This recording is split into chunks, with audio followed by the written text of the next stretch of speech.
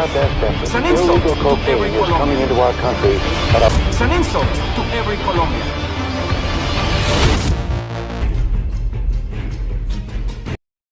Pablo Escobar Colombia का सबसे बड़ा माफिया डॉन, जिसका नाम सुनते ही कोलंबिया देश के हर एक चौराहे में सन्नाहट सी आ जाती थी। कोलंबिया देश पे पूरा उसका राज था। कोलंबिया देश को पूरा उसने खरीद ही लिया था। मानो तो कोलंबिया देश पूरा उसका ही था। इतना बड़ा माफिया था कि कोलंबिया सरकार को भी उसने खरीद लिया था, जिसका नाम सुनते ही अमेरिका जैसे देश भी थर थर कांपते थे।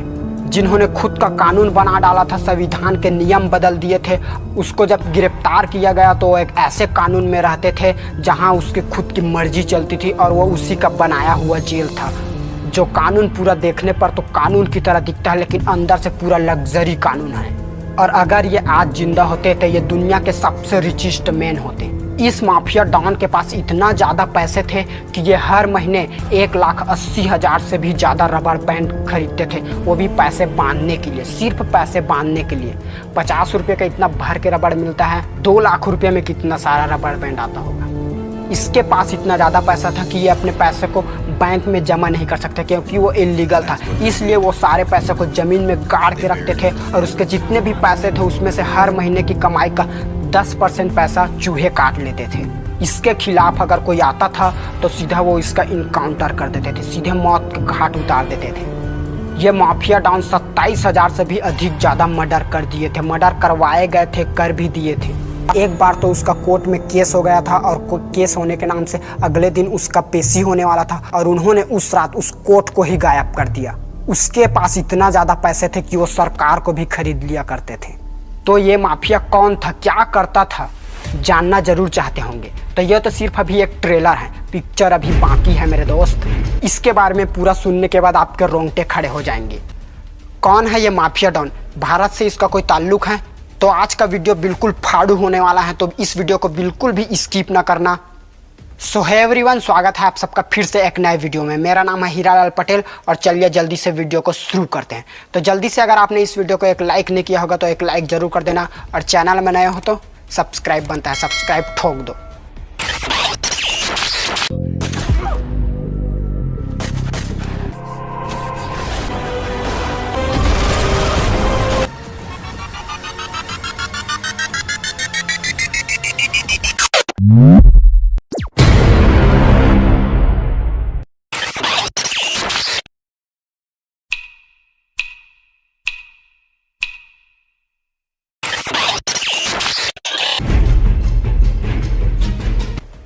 पाब्लो का जन्म 1949 को कोलंबिया में हुआ था। इसके माताजी एक स्कूल टीचर थे और इसके पापा एक फार्मर थे। माताजी एक स्कूल टीचर थी और उसका बेटा दुनिया में राज करने वाला गुंडा।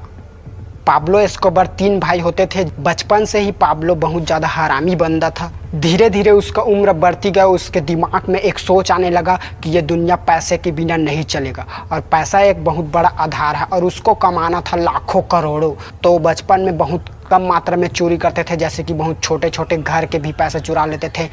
जैसे जैसे वो बड़े होने लगे, वो बाइक, कार आदि जैसे अलग अलग चीज़ होते हैं जो चोरी करने के लायक होते हैं, लोगों के पैसे चुराने लगे। इस तरह से वो एक बहुत बड़े गुंडे से मिलता है जो कि उसका हेड होता है और वो उसी के लिए काम करने लग जाता है और उसी से वो गुंडागर्दी की सारे हदें सीखता है।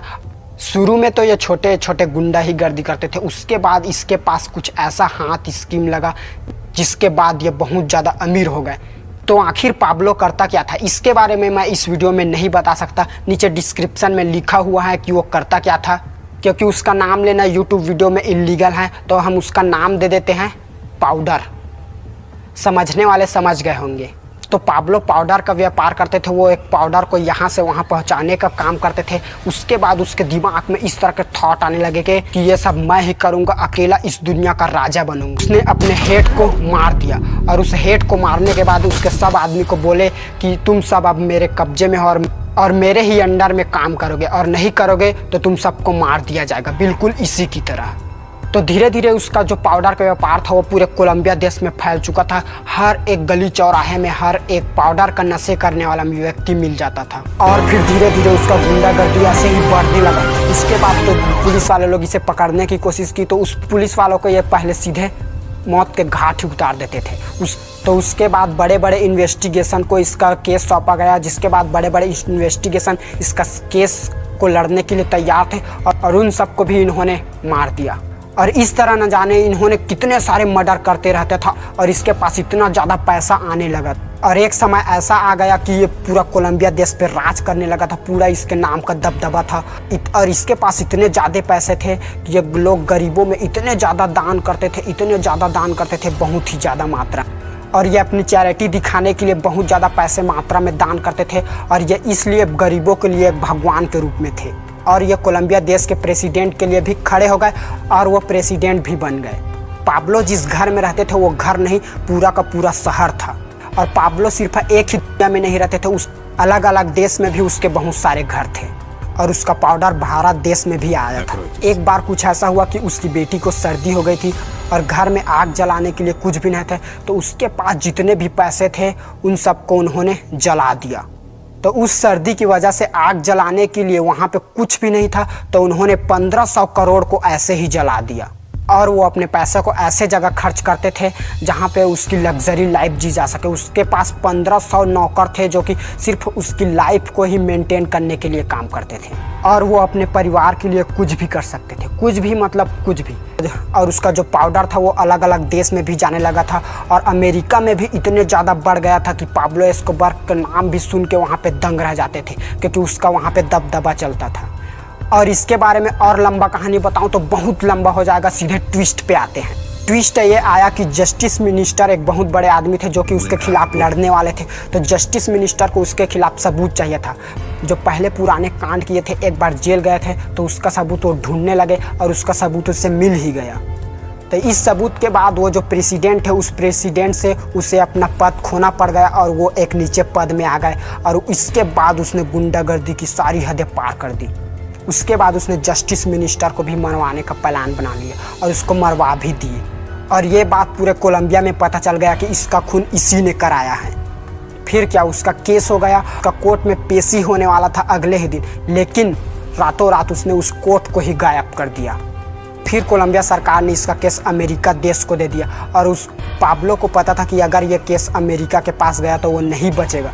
तो अमेरिका देश के जो इन्वेस्टिगेशन टीम थे वो पाब्लो को बहुत ज़्यादा ढूंढने लगे और वो एक देश से दूसरे देश भागने लगे, क्योंकि उसके बहुत सारे देश में घर था।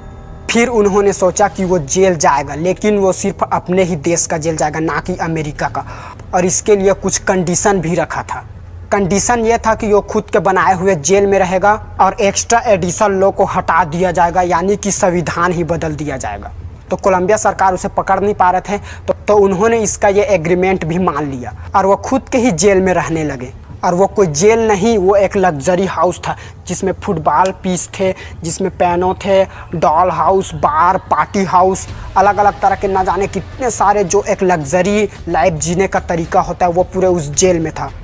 और लोग उसका कुछ नहीं उखाड़ पाते थे, क्योंकि लोग जानते थे कि उसके खिलाफ अगर कोई गया तो उसे वो मार देते हैं।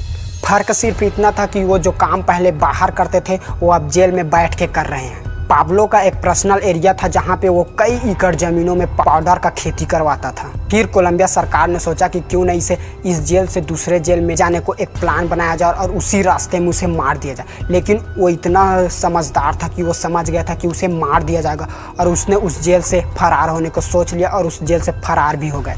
और वो जेल से भागने के बाद सीधे अपना एरोप्लेन लिए और निकल पड़े अपने अड्डे पे। वो इतने सारे देश बदलने लगे, बहुत सारे देश बदले बचने के लिए। उसके पास अनेक सारे प्लेन थे, उसके पास प्राइवेट फाइटर जेट भी थे जो कि दुश्मनों के लड़ने के लिए होता है। पता नहीं कहाँ से उसे मिल गया। वो जेल से भागने के बाद उसे पता था कि उसके पीछे पुलिस, इन्वेस्टिगेशन टीम, आर्मी, ये सब उसके पीछे हाथ धो के पड़ने वाले हैं। तो उन्होंने वहाँ के बच्चों को इतने ज़्यादा पैसा और इतने बहुत भारी भारी गन दे दिए मारने के लिए कि उस बच्चों ने भी उस पुलिस वालों और आर्मी, इन्वेस्टिगेशन टीम के बहुत सारे मेंबर्स को मार डाले। इस तरह वो बहुत सारे मर्डर करवाए थे और उसके पास पैसे तो भर भर के थे। तो पाब्लो 1992 में जेल से भगा था और उस दिन से उसे हमेशा पुलिस वाले, इन्वेस्टिगेशन टीम वाले जो हैं ढूंढते रहे और वो 1993 में मिला।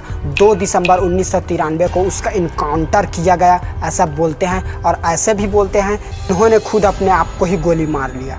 पता नहीं जो हुआ क्या हुआ था, तो वो एक बहुत बड़ा माफिया। इस वीडियो में मैंने पाब्लो एस्कोबार की लाइफ के बारे में पूरा एक्सप्लेन नहीं किया है। अगर आप इसके बारे में पूरा जानना चाहते हैं तो इस पाब्लो एस्कोबार पे एक फिल्म भी बना है जिसका नाम है नार्कोस, जो कि इंग्लिश में है और हिंदी में भी आ गया है, तो इसे आप देख सकते हैं और आप इसे समझ सकते हैं। ऐसे ही आलतू फालतू बकवास से एंटरटेनमेंट वीडियो देखने के लिए चैनल को सब्सक्राइब जरूर कर देना और वीडियो को लाइक नहीं किया हो तो एक लाइक जरूर कर देना। तब तक के लिए चलिए, जय हिंद, वंदे मातरम।